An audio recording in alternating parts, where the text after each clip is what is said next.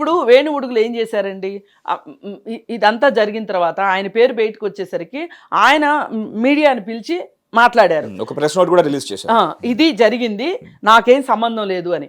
మరి నువ్వెందుకు చేయలేదు ఆ పని? మంగ్లీ ఎందుకు చేయలేదు? నిజంగా మంగ్లీకి సంబంధం లేకపోతే లాస్ట్ ఇయర్ చేసి ఉండాల్సింది మంగ్లీ ఈ పని. నా పేరు చెప్పుకొని కొంతమంది వ్యాపారం చేయాలనుకుంటున్నారు, నా పేరు చూసి ఎవరు మోసపోవద్దు, ఆ బిజినెస్ చేసే వాళ్ళకి నాకు ఏ విధమైన సంబంధం లేదు, మా చెల్లెలే కావచ్చు కానీ ఆమెకి నాకు ఈ బిజినెస్ విషయంగా నాకు సంబంధం లేదు అని చెప్పి నువ్వు స్టేట్మెంట్ ఇచ్చుంటే ఇవాళ నిన్నెందుకు అడిగేవాళ్ళు? ఇన్ఫాక్ట్ కేసు పెట్టినానే అన్నారు వేణుగోపాల్ గారికి సంబంధం లేదు, ఆయనకు హెల్పే చేశారు అని. లాస్ట్ టైం కూడా బెట్టింగ్ యాప్ల టైంలో నాకు తెలియక చేశానని చెప్పేసి ప్రకాష్ రాజ్ గారు బయటకు వచ్చి చెప్పారు, నేను ఎప్పుడు చేయను అని చెప్పి. సో ఎస్, మీరు చెప్తున్న దాన్ని బట్టి ఆమె కూడా ఒక ప్రెస్ నోటో లేకపోతే ముందే రిలీజ్ చేసి ఉండాల్సింది. సో రిలీజ్ చేసి ఉండాల్సింది, ఎందుకంటే కనీసం చెప్పు ఉండాల్సింది ఒక వీడియో. ఇప్పుడు డబ్బులు లెక్క పెట్టిన ఇల్లు ఒకటి బయటకు వస్తుంది కదా, చూపిస్తున్నారు కదా మీడియాలో, ఆ ఇల్లు మంగ్లీది అంటున్నారు. ఇప్పుడు ఆమె నాది కాదు అంటుంది. ఇప్పుడు రేపు పొద్దున ఇంకో నాళ్ళు పోయిన తర్వాత ఆ తమ్ముడు చెల్లి కూడా నా వాళ్ళు కాదు అని అన్నా ఆశ్చర్యపోక్కర్లేదు. అట్లా ఉంది చూడబోతే.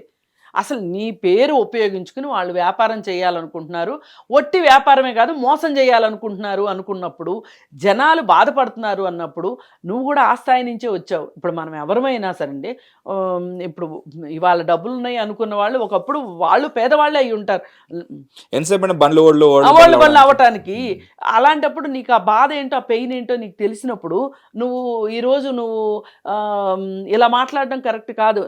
నువ్వు ఖచ్చితంగా బాధ్యత తీసుకొని నీ పేరు వచ్చింది కాబట్టి, ఆ మనుషులు నీకు తెలిసిన వాళ్ళు కాబట్టి. ఇప్పుడు ఒట్టిగా పేరు వచ్చింది అనుకోండి, ఏదో నేను బ్రోచర్ రిలీజ్ చేయడానికి వెళ్ళానండి, లేదు అనుకుంటే నేను ఒక అడ్వర్టైజ్మెంట్లో చెప్పానండి, అంతకంటే నాకేమీ తెలియదండి అంటే అది వేరు విషయం. వాళ్ళ తమ్ముడు ఇప్పుడు అడ్వర్టైజ్మెంట్ చేస్తే కూడా కోర్టు పరిధిలో చట్ట పరిధిలోకి తీసుకొస్తున్నారు అడ్వర్టైజ్మెంట్ చేసిన వాళ్ళని కూడా. మరి అలాంటి చాలా మంది ప్రాణాలు కోల్పోయారు కదా మేడం. సో ఆబ్వియస్లీ సీరియస్నెస్ ఉంటుంది అందులో. అసలు ఇప్పుడు బెట్టింగ్ యాప్స్ ఎంత దారుణమైన విషయం అండి. ఇన్ఫాక్ట్ ఇప్పుడు ఆల్రెడీ ఐపీఎల్ నడుస్తుంది ఆల్రెడీ మనకి. ఒకటండి, మనుషులు ఎప్పుడైనా సరే ప్రాక్టికాలిటీకి దూరంగా వెళ్ళి అత్యాశకి వెళ్ళారనుకోండి, ఎక్కడో చోట బోర్లా పట్టడం గ్యారంటీ. మనకి చెప్తున్నాను, పోస్ట్ ఆఫీసులో డబ్బులు పెట్టుకుంటే ప్రభుత్వం గ్యారంటీ, ఎల్ఐసి లాంటి దాంట్లో పెట్టుకుంటే ప్రభుత్వం గ్యారంటీ. అవి ప్రభుత్వ రంగ సంస్థలు, అవి వదిలేస్తాం మనం. ఇప్పుడు ఆంధ్ర బ్యాంక్ ఉందండి, ఆంధ్ర బ్యాంకులో డబ్బులు పెట్టాం. ఇప్పుడంటే ఆంధ్ర బ్యాంక్ లేదనుకోండి, యూనియన్ బ్యాంక్ ఉంది, ఎస్బీఐ ఉంది. ఇట్లాంటి బ్యాంకుల్లో మనము డిపాజిట్ పెట్టుకున్నాం అనుకోండి, చచ్చినట్టు ఇవ్వవలసిందే. ఎందుకు పోయి ఇంటి పక్కన ఎవడో తెలిసినోడు చెప్పాడనో లేకపోతే ఇంకొకళ్ళు చెప్పారనో ఇట్లాంటి ప్రైవేట్ ఫైనాన్సర్స్ దగ్గర డబ్బులు పెట్టి 10 రూపాయల వడ్డీలకు ఆశపడి, లేకపోతే వాళ్ళు ఏదో గిఫ్ట్లు ఇస్తున్నారనో ఇంకోటో ఆశపడి అక్కడ పెట్టి అసలుకే మోసం వస్తే ఎట్లా అసలు? ఇప్పుడు అదే జరిగింది. మంగ్లీ మట్టుకు తను బాధ్యత తీసుకోవాల్సిందే ఈ విషయంలో. ఎందుకంటే వాళ్ళు తన చెల్లి, తన తమ్ముడు, చెల్లెలకు పెళ్లి చేసుకోబోయే చౌహాన్ అనే అతను, మళ్ళీ ఆ మధు అన్న అతను కూడా వీళ్ళ తమ్ముడు బిజినెస్లో పార్ట్నరే అతను. ఇంతమంది నీకు సంబంధించిన వాళ్ళు ఉన్నప్పుడు వాళ్ళెవరో నాకు తెలియదు, నా పేరు చెప్పుకుని వసూలు చేస్తే నేను ఎట్లా బాధ్యత వహించాలి అన్నప్పుడు నువ్వు సుబ్బుకి అన్నిసార్లు ఫోన్ ఎందుకు చేసావు? పైగా శ్రీముఖి పైన క్రష్ ఉంది, సో బిగ్ బాస్ వెళ్ళడానికి ఇదంతా చేస్తున్నాడని ఏదో సైడ్ ట్రాక్ చేయడానికి ట్రై చేస్తున్నట్టుగా. ఇదంతా సైడ్ ట్రాక్ చేయడానికి, ఇది మొత్తం సైడ్ ట్రాక్. అంటే ఈ డబ్బుల గురించి మాట్లాడుకోకుండా వాటి గురించి మాట్లాడుకుంటానికి.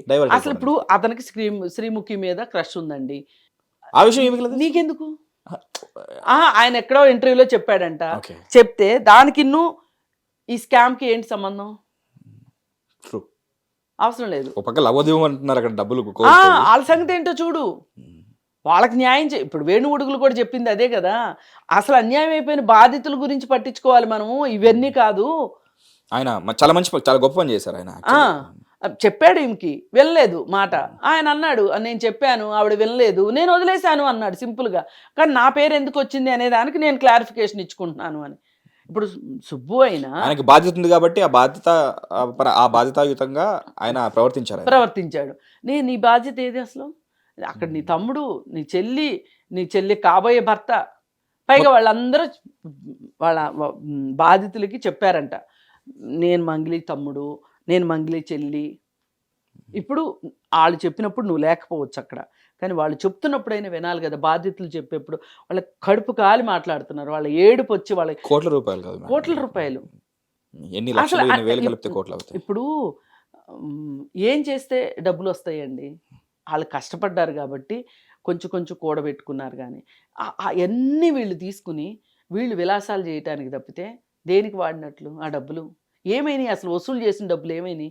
ఎక్కడ పెట్టారో చెప్పాలి కదా. True.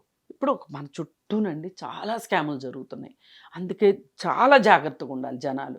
ఇప్పుడు ఫ్రీ లాంచ్ పేరుతోటి అపార్ట్మెంట్లు అమ్మి అవి కన్స్ట్రక్షన్ చేయక అసలు ల్యాండే కొనకుండా అపార్ట్మెంట్లు అని చెప్పి ఆ సాహితీ గ్రూప్ అని ఆ మధ్య ఒకటి వచ్చింది. ఆ సాహితీ గ్రూప్ వాళ్ళు ఎంత విచ్చలవిడిగా డబ్బులు ఖర్చు పెట్టారో.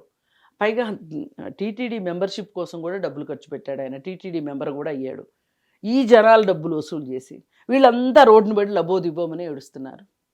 సో సెలబ్రిటీ స్టేచర్కి అండ్ ఒక బ్రాండ్ మోడల్ ఉండేసరికి తొందరగా మోసపోతారు కదా. మోసపోతారు. ఇప్పుడు అక్కడ దాకా ఎందుకు, విశ్వనాథ్ గారను బాలసుబ్రహ్మణ్యం గారు కలిసి ఒక యాడ్ ఇచ్చారు, సువర్ణభూమి. సువర్ణభూమి ఇవాళ ఏంటి అగ్రి సువర్ణభూమి సంగతి ఏంటి చెప్పండి? ఏమైపోయింది సువర్ణభూమి? మహేష్ బాబు ఒక రియల్ ఎస్టేట్ దానికి అడ్వర్టైజ్మెంట్ ఇచ్చాడు.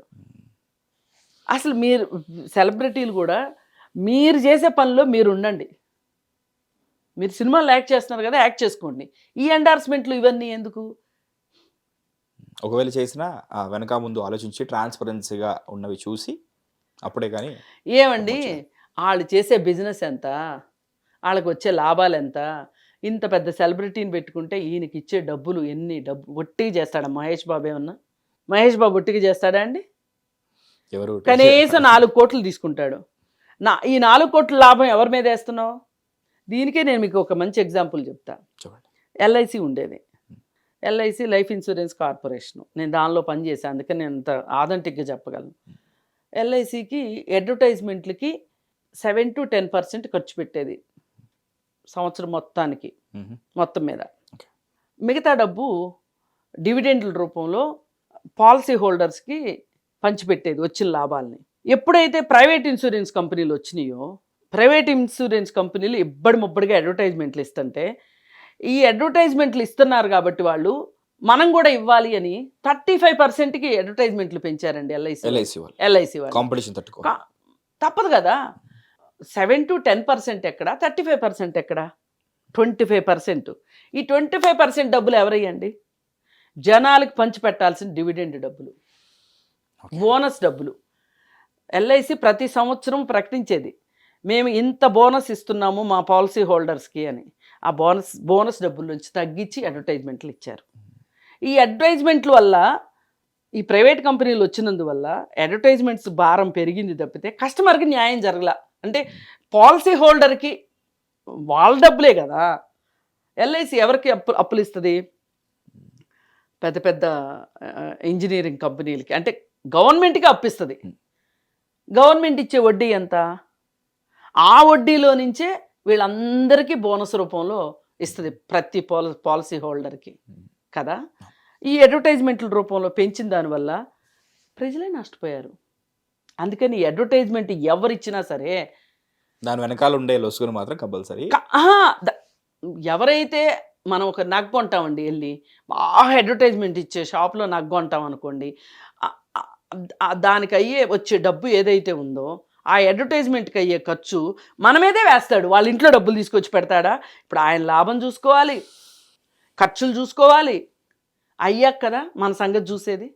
సో ఇది ఎలా అంటే, if something is free you are the cost, అంతే. So Mangli and advocate Subbu Singanapogu కేసులో మాత్రం కొంచెం బాధ్యతాయుతంగా ప్రవర్తించి దానికి సమాధానం అయితే చెప్పాలి. ఎందుకంటే ఇవాళ మంగ్లీ మీదకి మెడ మీద కత్తి ఎందుకు వచ్చింది అంటే, ఏ రోజైతే నీకు తెలిసిందో నీ పేరు చెప్పుకుని వాళ్ళు అప్పులు తీసుకుంటున్నారు, డిపాజిట్స్ కలెక్ట్ చేస్తున్నారని తెలిసిందో, ఆ రోజున నువ్వు స్టేట్మెంట్ ఇచ్చున్నట్లయితే కనుక ఇవాళ మంగ్లీని ఎవరు మాట్లాడేవాళ్ళు కాదు. మంగ్లీ పేరు ఎత్తడానికి అర్హత ఉండేది కాదు ఎవరికి. ఎందుకంటే ఈమె చెప్పింది కదా, ఈమె దృష్టికి వచ్చినప్పుడు, మన వరకు వచ్చిన తర్వాత రియాక్ట్ అయ్యారు. ఇప్పుడు కేసు వస్తుంది, కేసు నా మీదకి వస్తుంది. ఇప్పుడు ఎంతసేపు తన తాపత్రయమో తన చెల్లిని తన తమ్ముడిని వాళ్ళని కాపాడుకోవాలనే తాపత్రయం ఉంది తప్పితే, అరే నా పేరు చెప్పి వీళ్ళందరి దగ్గర డబ్బులు వసూలు చేశారు, వాళ్ళు అన్యాయం అయిపోయారనే ఫీలింగ్ ఆమెకు లేదు.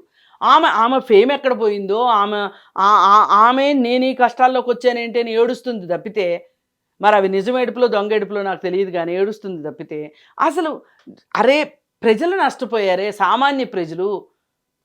ఇప్పుడు ఒక రకంగా అండి ఈ సెలబ్రిటీలు ఒకరోజు వేసుకునే డ్రెస్ అంత ఉంటుంది వాళ్ళ నెల జీతం. ఇప్పుడు వీళ్ళు తిరిగే కార్లు కొంతమంది జీవితాలంతా కలిపితే వీళ్ళు తిరిగే కార్ అంత ఉంటుంది.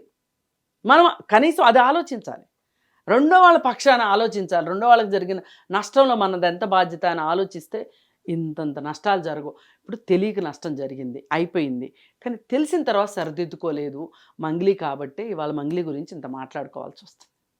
ఐ హోప్ అందుకని ప్రజలు కూడా దయచేసి ప్రైవేట్ ఫైనాన్సర్ల జోలికి, ప్రైవేట్ ఫైనాన్స్ కంపెనీల జోలికి, అలాగే ఈ సెలబ్రిటీలను చూసి మోసపోవద్దు. అలాగే ఎక్కువ వడ్డీలు ఇస్తాము మీకు ఆశపడి తక్కువ రేటుకి ఎక్కువ బంగారం వచ్చేస్తుందని అత్యాశపోయి పోవద్దు. Thank you madam. Thank you. Hit TV app, ఇందులో short news, live news, entertainment shows, movies, digital magazines తో పాటు మీ జిల్లా వార్తలను కూడా ఫ్రీగా చూడొచ్చు. ఇంకెందుకు ఆలస్యం, వెంటనే హిట్ టీవీ యాప్ ని డౌన్లోడ్ చేసుకుని ఫ్రీగా ఎంటర్టైన్మెంట్ పొందండి. Hit TV app. Hit TV app. Please download hit TV app. Hit TV app ని ఫ్రీగా డౌన్లోడ్ చేసుకుని ఎంజాయ్ చేయండి. మీకు నచ్చిన ఎంటర్టైన్మెంట్ కోసం హిట్ టీవీ యాప్ ని ఫ్రీగా డౌన్లోడ్ చేసుకుని ఎంజాయ్ చేయండి. హిట్ టీవీ యాప్ ని డౌన్లోడ్ చేసుకుని ఆస్వాదించండి, ఆశీర్వదించండి. ఇంతమంది సెలబ్రిటీలు హిట్ టీవీ యాప్ ని డౌన్లోడ్ చేసుకోండి అని చెప్తున్నారంటే ఎంత మంచి యాప్ ఆలోచించండి. అమెరికాలో చదవాలనుకునే వాళ్ళకి విశ్వసనీయమైన పేరు మన శౌర్య కన్సల్టెన్సీ. UK లో 1 year masters, UK లో 1 year masters, 2 years work permit up to 5 years visa. Contact Saurya Consultancy. Contact 89851 89851.